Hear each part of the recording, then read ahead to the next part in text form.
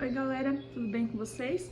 Na aula de hoje nós vamos aprender um pouco sobre a influência das doenças parasitárias na sociedade. Qual que é a relação que nós temos entre o parasitismo, entre as doenças infecciosas parasitárias e a sociedade, as pessoas que vivem, né, no mesmo meio aqui que nós, né, a sociedade humana. Beleza? Então bora lá. Bagaceira!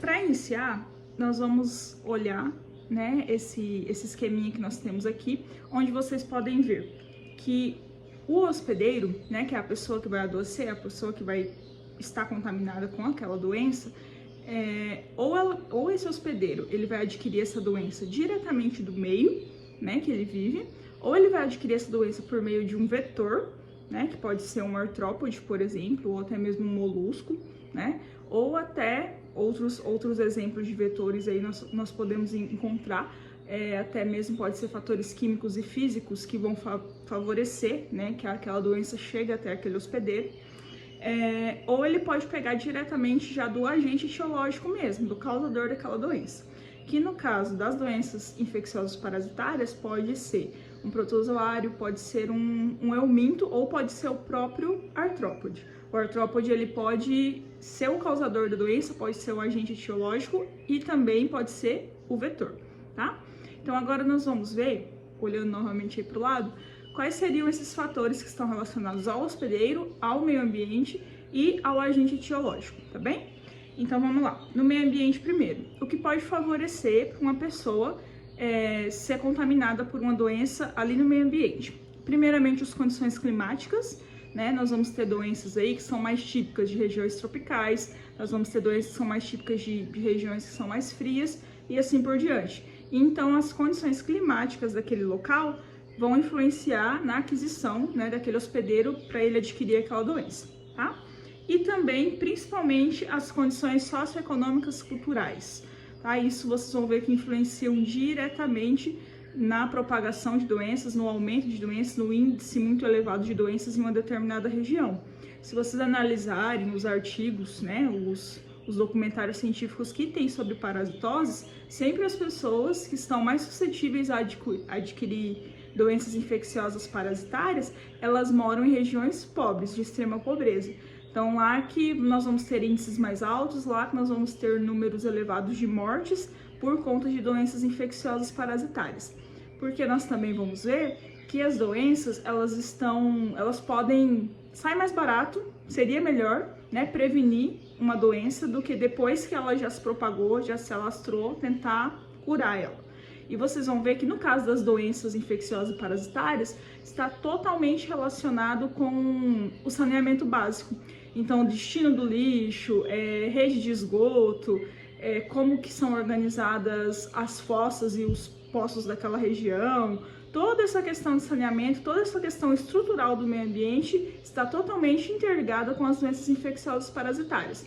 Quando eu falo só de doença infecciosa, que é o caso da nossa pandemia atual, por exemplo, o Covid-19, não é uma doença infecciosa parasitária. O vírus é um parasita intracelular, é um parasita da célula, mas não entra na parasitologia humana. Na parasitologia humana só entra os protozoários, os eumintos, que são os vermes, né? E também alguns artrópodes. Então, os vírus, as doenças, as viroses, né, as doenças causadas por vírus, por bactérias, são consideradas apenas doenças infecciosas. Nós vamos ver que no caso dessas doenças, é claro que nós vamos ter várias formas de prevenção aí que também estão relacionadas à higiene do meio, estão relacionadas ao saneamento básico. Mas nós temos uma facilidade muito maior de se encontrar vacinas, né, para doenças que são causadas por vírus ou bactérias, do que para doenças que são causadas por esses outros parasitas, né, que são os eumintos, os artrópodes ou os protozoários. Vocês vão ver que a quantidade de vacina que tem para essas doenças infecciosas parasitárias é bem reduzida. E não é por falta de estudo. Há muito tempo se tenta encontrar uma vacina para malária, há muito tempo se tenta encontrar uma vacina para doença de Chagas, mas não é tão simples assim. Então nós vemos como as condições do meio, elas são ainda mais importantes quando se trata de uma doença infecciosa parasitária, bom? Aí nós vamos ver que o hospedeiro, ele também vai ter alguns fatores, né, que vão influenciar para que ele se contamine por uma determinada doença ou não, tá? a suscetibilidade e a resistência dele, principalmente, que vão estar totalmente ligadas ao sistema imunológico, né? Se não me engano, na nossa próxima aula a gente já vai ver conteúdo específico de imunologia. Então, a suscetibilidade e a resistência que ele tem para adquirir ou para resistir a uma determinada doença vai estar ligado ao sistema imune. E o sistema imune de cada pessoa está totalmente ligado aos fatores genéticos, né? Às vezes ele já herdou uma pessoa às vezes nasce já predisposta para adquirir uma determinada doença crônica, porque ele herdou isso através de genes que ele herdou do pai e da mãe. Então ele já é suscetível a ser obeso, ele é suscetível a possuir diabetes, ele é suscetível a qualquer outra doença crônica, enfim. Então os fatores genéticos eles influenciam muito. Se os pais, né, também passaram genes para essa pessoa que deixam, né, que fazem com que ela seja uma pessoa mais resistente a determinadas doenças, isso também acaba influenciando muito. Então, os fatores genéticos, eles são primordiais, no caso aí, para o seu sistema imune, né? Às vezes você já adquiriu aí suscetibilidade para determinadas doenças porque você já herdou isso desde que você foi feito, desde a fecundação, tá bom? O estado nutricional é totalmente importante, não tem que se matar de comer, né? Não é isso. Tem que ver a qualidade dos alimentos que você está comendo, porque até mesmo os alimentos eles são uma grande via de transmissão, né, do meio diretamente para o hospedeiro para que ele adquira uma doença. Muitas vezes o agente etiológico daquela doença está ali no alimento que você está comendo porque ele não foi higienizado ou as condições onde ele estava plantado ali, né? Ou, por exemplo, se é de origem animal, às vezes o animal, né, que enquanto ele estava vivo ele já tinha se alimentado de algo que possuía o agente etiológico da doença, o causador daquela doença, e na hora de preparar, né, a carne daquele animal não ficou totalmente cozida e ainda assim, né, mesmo ele estando morto, mas você consumiu ali aquela carne que não foi bem preparada, não foi bem cozida, você ainda pode adquirir uma doença infecciosa parasitária, tá? Então o estado nutricional da pessoa também influencia muito na questão imunológica, tá? Na resistência que ele vai ter ou na suscetibilidade que ele vai ter para adquirir uma doença. Vocês podem perceber que os artigos que trazem que ainda existe índices de mortalidade devido a verminoses, devido a parasitose, geralmente são em regiões muito pobres, onde tem ainda muitas crianças desnutridas ou até mesmo adultos, tá? A idade, o sexo e o estado imunológico, que eu já havia dito, né? Foi o primeiro que eu falei, foi sobre a questão da imunidade, do sistema imunológico. E a idade e o sexo, porque tem alguns agentes etiológicos que eles vão atingir o sistema imunológico, que é mais fácil dele atingir, ele derrubar, ele conseguir infestar o corpo daquela pessoa, infectar o corpo daquela pessoa, são de pessoas acima de 50 anos, acima de 60 anos. Essa doença aqui ela já está mais relacionada a crianças, abaixo de 8 anos. Então, sempre, né, depende muito do agente etiológico, mas vai ter uma faixa etária que acaba sendo mais prejudicada. Então, a idade vai estar relacionada por isso. E o sexo também. Vocês vão ver que não só doenças que são infecciosas parasitárias, mas em todas as doenças da vida, né, tem umas que vão atingir mais homens, tem umas que vão atingir mais mulheres. Uma doença que não é infecciosa parasitária, mas que muitas mulheres sofrem e poucos homens sofrem, é a osteoporose, na terceira idade, né? Que os ossos vão perdendo cálcio e eles vão ficando muito frágeis, e daí qualquer queda, batida, pancada pode levar à quebra de um osso, né? Isso se dá pelo fato das mulheres elas terem que passar os seus nutrientes do seu corpo para o feto quando elas engravidam, e os homens não engravidam. Então a nossa mãe, ela passou o cálcio que ela tinha no corpo dela, né, e não teve uma reposição, ela passou para o feto, passou para a gente quando a gente estava no útero dela. Então isso vai, né, fazendo com que ela fique com a deficiência de cálcio ao longo dos anos, mas só quando ela chega na terceira idade que ela vai desenvolver essa doença. Então é uma doença que está relacionada com o sexo, né? Mais mulheres vão ter osteoporose do que homens. Homens é raríssimo você encontrar, tá bom? E sobre o agente, né, o causador da doença, nós temos que olhar a patogenicidade daquele agente etiológico, daquele vírus, se for uma doença infecciosa, né? Agora, falando de doença parasitária, nós temos que ver a patogenicidade daquele protozoário, a patogenicidade daquele verme, né? E como que nós vamos ver isso? Através da dose infectante, né? De que forma essa pessoa foi contaminada? Ela ficou muito tempo exposta a esse agente etiológico, né, ela ficou pouco tempo, então essa carga, né, a carga de contaminação ali, ela vai ser alta, ela vai ser baixa, né? Então isso vai depender da forma que ela foi contaminada, né? De que forma ela ficou exposta, se houve um tempo maior para aquele agente etiológico se multiplicar, né? E sem que ela sentisse os sintomas, porque nós vamos ter um período ali de incubação de todos os agentes etiológicos para daí o hospedeiro começar a sentir os sintomas, né? Não é o barbeiro que causa a doença que leva, né, o protozoário que causa a doença de Chagas, que é o Trypanosoma cruzi, foi lá, ficou aquela pessoa, liberou suas fezes e a sua urina dentro do orifício que ele mesmo fez e a pessoa se contaminou, né? A pessoa tá com doença de Chagas. Não é que ela sofreu essa noite a picada do barbeiro, amanhã ela já vai sentir os sintomas. Vai ter um período de incubação do protozoário dentro da pessoa e só depois, né, que houve já uma multiplicação ali, que esse hospedeiro vai começar a sentir os sintomas. Então, assim, essa multiplicação, ela foi intensa, ela não foi? Se foi, por quê? Está relacionado com o sistema imune da pessoa, está relacionado com alguma outra peculiaridade que aquela pessoa tinha no corpo dela, tá? Então, tudo isso vai ser influenciável para a forma que aquela pessoa vai desenvolver a doença, se ela vai ou não desenvolver a doença, tá bem? Prosseguindo, tem fatores, assim, que são bem importantes que estão associados à distribuição geográfica de determinada doença. Então, tem algumas coisas que vão favorecer para que aquela doença se espalhe por mais locais daquele país ou até mesmo do mundo, né? E tem fatores que às vezes, né, dependendo das condições, dependendo se logo ali no início ela tenta ser limitada, né? Tenta haver um controle maior logo no início, quando tá vendo que aquela doença já está se espalhando. Já não acontece algo tão agravante como o que nós estamos passando hoje, que é uma pandemia, né, que atingiu todos os continentes do mundo, todos os países do mundo estão sofrendo com o Covid-19. Né? Então, nós vamos ter alguns fatores que vão influenciar para essa doença se espalhar ou não, tá? Aí, uma das coisas que é bem importante, migrações humanas, né? O ser humano, graças às suas invenções, graças às suas criações, tecnologias, ele consegue estar em qualquer lugar do mundo, basta ele ter dinheiro, né? Porque foi criado vários meios de transporte, várias formas de conduzir esse ser humano, diferente de outras espécies, né?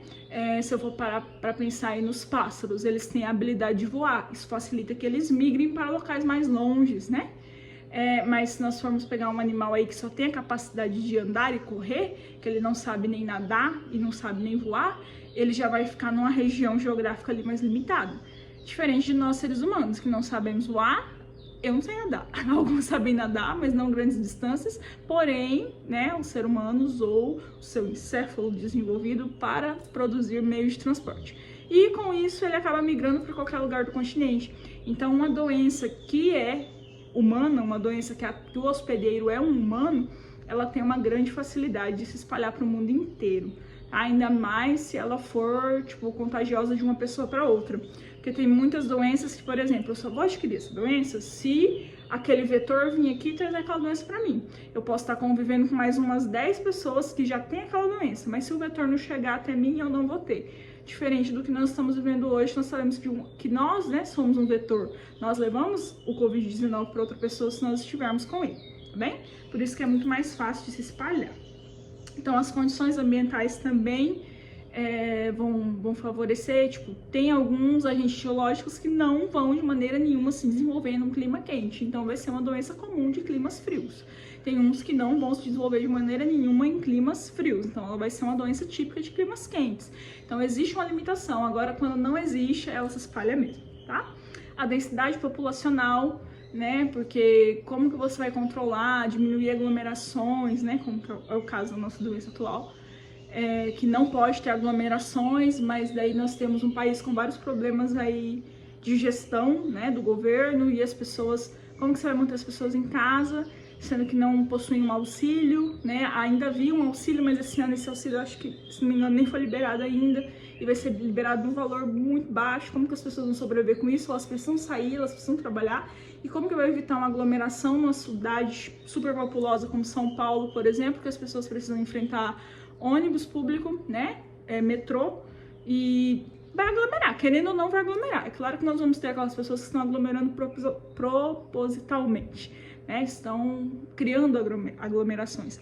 Mas nós vamos ter esses casos aí que a pessoa está tentando apenas sobreviver e nessa tentativa ela pode acabar até mesmo morrendo porque uma doença infecciosa está se espalhando aí de uma forma muito grande. E já faz mais de um ano, infelizmente, tá? Hábitos higiênicos, vocês podem ver qualquer doença, né? Não só as parasitárias, né? Voltando ao exemplo da pandemia aí de novo. O que é feito para a prevenção? Sempre coisas relacionadas à higiene, né? Lavar muito bem as mãos, se você entrou em contato com a pessoa. Se você entrou em contato com a pessoa, não passar a mão no olho, não passar a mão no nariz, não passar a mão na boca. Pegou dinheiro, não fazer a mesma coisa também, passar a mão no nariz, na boca. Isso já é regras de higiene que a gente deveria seguir sempre, mas agora a gente tá mais atento a isso porque tem um vírus circulando por aí e você não sabe qual que vai ser, né, como esse agente etiológico vai atingir o seu corpo e qual vai ser a sua resistência ou suscetibilidade para você receber essa doença e ela te atingir de uma forma grave ou uma forma mais leve, né? Baixas condições de vida também está relacionado, né? Nós sabemos que em todos os locais onde as condições sociais ali que aquela pessoa vive, né, as condições socioeconômicas que ela vive, ela vai influenciar. Quanto mais baixa for, mais exposta ela vai estar à doença, né? Principalmente as doenças parasitárias. Prosseguindo, nós vamos ver aqui o nosso último esquema, que ele vai tratar do ciclo doença-pobreza, que foi já postulado pela OMS em 1960, e até hoje é super válido, até hoje é isso, né? E através desse ciclo a gente vê a total relação que existe entre as doenças e a sociedade. Não só as doenças infecciosas parasitárias. É claro que nossa disciplina é parasitologia, né? Nós estamos tratando de doenças infecciosas parasitárias. E é claro que elas estão ainda mais relacionadas com os fatores socioeconômicos das pessoas, né? Então, esses fatores da sociedade aí vão ser muito influenciáveis para o desenvolvimento de doenças infecciosas parasitárias. Porém, né, esse ciclo ele é válido para toda ou qualquer doença. Nós sabemos que funciona exatamente assim. As classes mais baixas, elas são sempre as que são mais devastadas, as que sofrem mais, as que perdem mais pessoas, né? Infelizmente, é uma verdade. Aí nós temos ali a baixa produção, né, de bens e serviços em geral. Se o sistema econômico de um país, se ele está sofrendo, né, se as indústrias estão sofrendo, que os donos são milionários, né, que eles têm condições ali de parar de trabalhar hoje e viver pro resto da vida numa boa, se quem tem o capital, quem está lá no topo, quem é da classe alta, altíssima, está sofrendo, eles não vão querer continuar sofrendo por muito tempo. Apesar que esse sofrimento deles é bem pequeno comparado com o sofrimento nosso, por exemplo, que é de classe baixa, né? Mas se eles estão perdendo economicamente, eles não vão continuar, eles não vão seguir perdendo, então alguém vai ter que se sacrificar. Vocês viram aí que nessa pandemia muitas pessoas já perderam emprego, né? Porque eles vão ter que diminuir os gastos deles, porque se o lucro deles já está diminuindo, para eles já não serve. Eles sempre têm que estar com lucro altíssimo. Então nós vemos aí que acontece demissões em massa. Se tem locais onde as pessoas ganhavam mais de um salário mínimo, talvez tenha reduzido esse salário, né? Em casos que a pessoa já ganhou o mínimo, pode reduzir, né? Legalmente, mas nós sabemos que vai ter casos aí que reduzem também. Vai acabar cortando alguns benefícios, né, dos servidores, porque eles vão querer, né, que eles continuem lucrando, eles continuem ganhando. E a classe baixa que tá lá mantendo, né, sempre tá lá mantendo as coisas funcionando para que nada pare, ela se lasca para lá, ela continua mantendo, mas ganhando menos ainda, tá?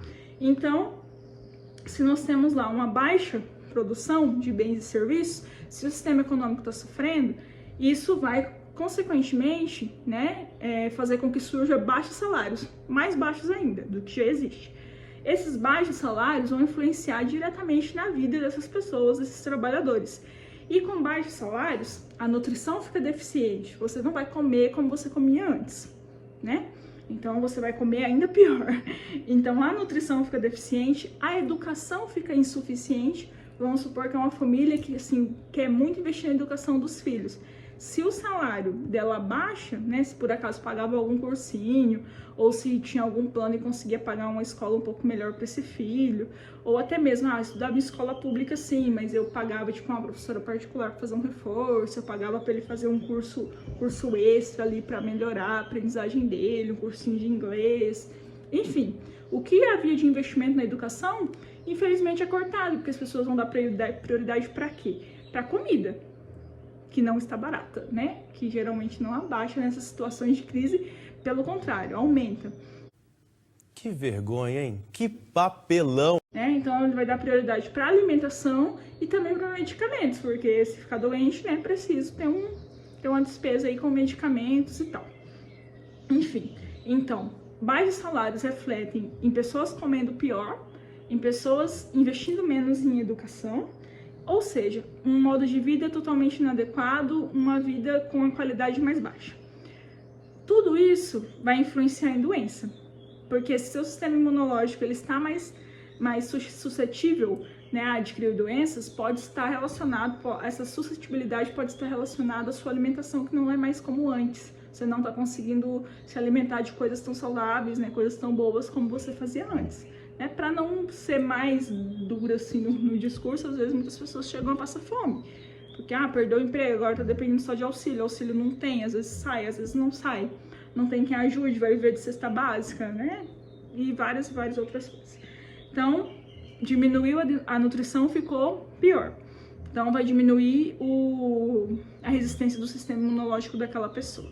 A questão da educação, né? Quando para de se investir em educação, quando as pessoas elas vão precisar perder o emprego, ela tem agora que trabalhar fazendo bico, passa o dia inteiro na rua, vendendo alguma coisa ali como vendedor ambulante para ver se consegue alguma coisa para comprar algum alimento ali para comer. Se antes ela já não tinha tempo ou não tinha dinheiro para investir em educação, agora que ela não tem mesmo.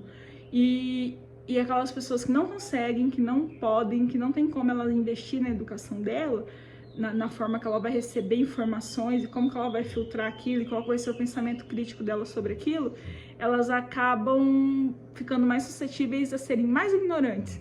E a ignorância, ela também mata muitas pessoas, porque, eu vi isso aqui, recebi essa mensagem aqui, eu acho que é verdade, vou fazer isso, vou tomar esse medicamento. E nós vemos aí que hoje, né, falando sobre a nossa pandemia atual, tem pessoas precisando de fígado, né, na fila de transplante, porque se automedicou porque um disse que me disse, a ciência vai lá, prova que lá não serve para essa doença, não adianta fazer isso, mas não adianta, porque a ignorância, né, a pessoa tá ali, passa quase as 24 horas do dia dela se matando de trabalhar para ver se tem o que comer no outro dia e cada vez mais ela vai investir menos em educação, se investe menos em educação, a ignorância toma conta e através da ignorância também muita gente morre. Não sei se vocês se recordam de manifestos que tinha, de revolta contra as vacinas aí, um grupo aí denominado como anti-vacinas, e muita gente acabou morrendo de sarampo, uma doença que tinha sido erradicada do nosso país por pura ignorância, por acreditar em mensagenzinha e fake news de WhatsApp e não conseguir filtrar aquilo. E isso é culpa do povo? Diretamente não. Vai ter pessoas que realmente têm condições de ter informação, têm condições de saber mais sobre um assunto e realmente não quer. Tem pessoas que realmente são ignorantes porque querem. Você é burro, cara, que loucura. Como você é burro. Porque tem condição de não ser tão ignorante, mas tem pessoas que não.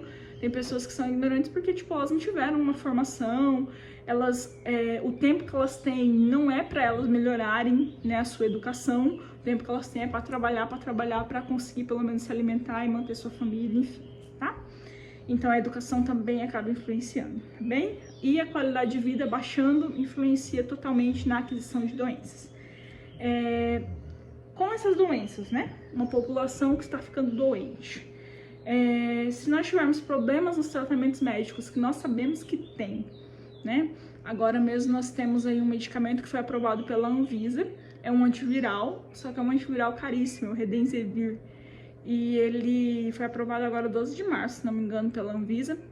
Só que ele custa um tratamento com ele por uns 10 dias, uma pessoa que está, né, com Covid-19, para ela se medicar com ele por 10 dias, custa mais ou menos $3.200. isso equivale a uns 18 mil reais.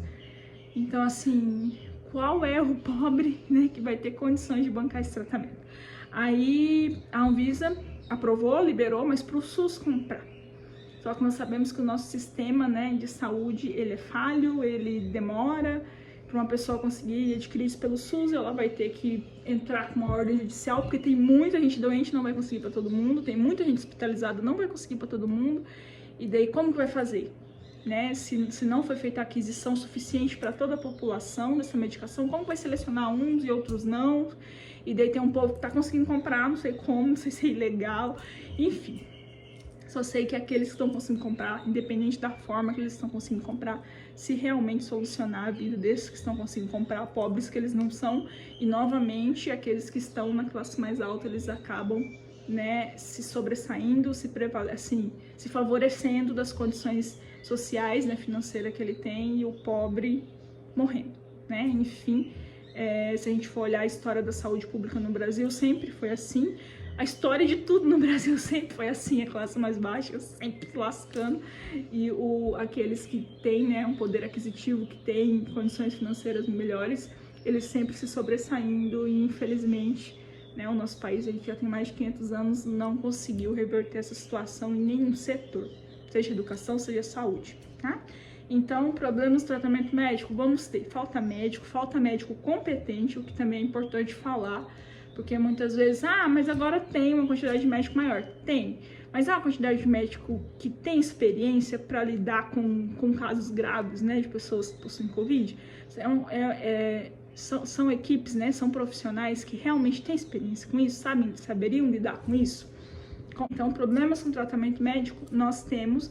E um outro problema que nós temos também é pouco investimento na saúde pública como medida preventiva. É pouco investimento em saneamento básico. As pessoas, o governo, entra um, sai outro, os nossos governantes, eles não têm essa noção que se prevenisse, né, se inúmeras doenças aí, se tivesse um bom saneamento básico, um destino correto para o lixo, muitas doenças aí seriam evitadas, ou pelo menos o índice seria muito menor. Só que não existe investimento na vigilância sanitária no nosso país, não existe investimento no nosso saneamento básico.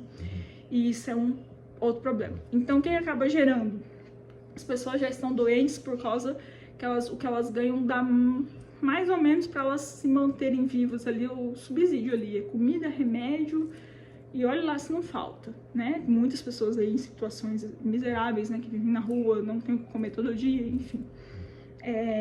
Isso gera doença. A falta de tratamento médico, a falta de saneamento básico gera mais doença.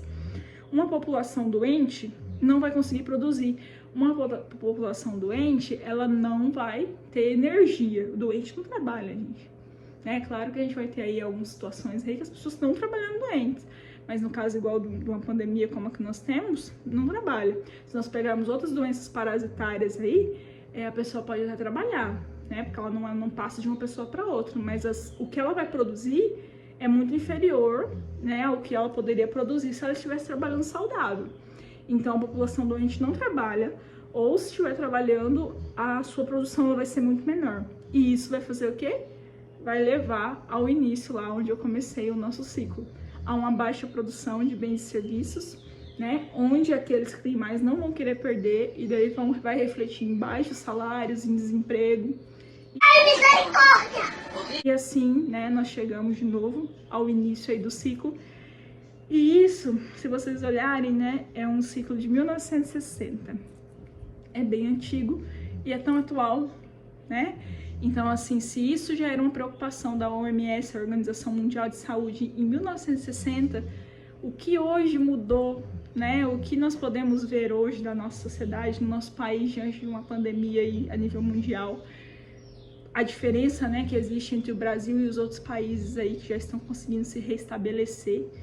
Então, assim, é preocupante, né? E nós, como disseminadores de conteúdo, né, formadores aí de pensamentos críticos, nós temos que, tipo, sempre levar essas reflexões aí nas nossas aulas, nas futuras aulas de vocês, sempre pararmos para pensar, termos esse olhar aí crítico. É muito triste todo o nosso cenário atual, é deprimente, Se a gente parar para ficar lendo tudo que tem aí para ler sobre o que está acontecendo, a gente acaba adquirindo doenças emocionais gravíssimas, porque tá tudo muito sério e assim, só que nós não devemos deixar de olhar com um pensamento crítico, não devemos deixar de olhar as falhas, né, que existem aí por aqueles que detêm o poder, né, os nossos governantes, seja prefeito, seja governador, seja presidente.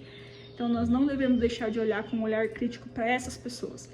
É claro que a população também, no geral, pode fazer sua parte em alguns quesitos? Pode, né? Mas quem detém o poder, né? Quem detém, por exemplo, tem pessoas, um monte de pessoas fazendo vaquinha para conseguir dinheiro para ficar hospitalizado num hospital particular, que tem recursos melhores e tal. Tem menos pessoas, não estão lotados. E assim, como que um país, né, vai conseguir fazer vaquinhas para um ajudar o outro, sendo que a grande maioria está precisando de ajuda? A grande maioria está sem emprego, a grande maioria está ganhando salários muito baixos. Então, como você vai tirar ali, né, do alimento da sua família para ajudar outro? Às vezes a vontade até grande Então, assim, quem que poderia solucionar isso de verdade? Aí você para olhar, né, salários de governantes, roubos, né, que existem aí um atrás do outro, né?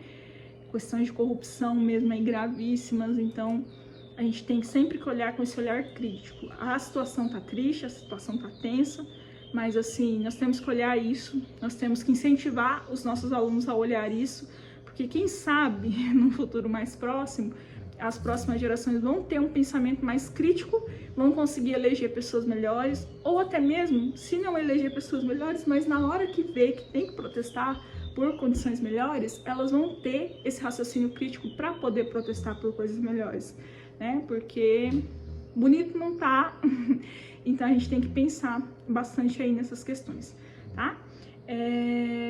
Por hoje é isso, essa é a nossa aula. Qualquer dúvida, me chamem lá no WhatsApp ou por e-mail. Não deixem de fazer as atividades e até a próxima.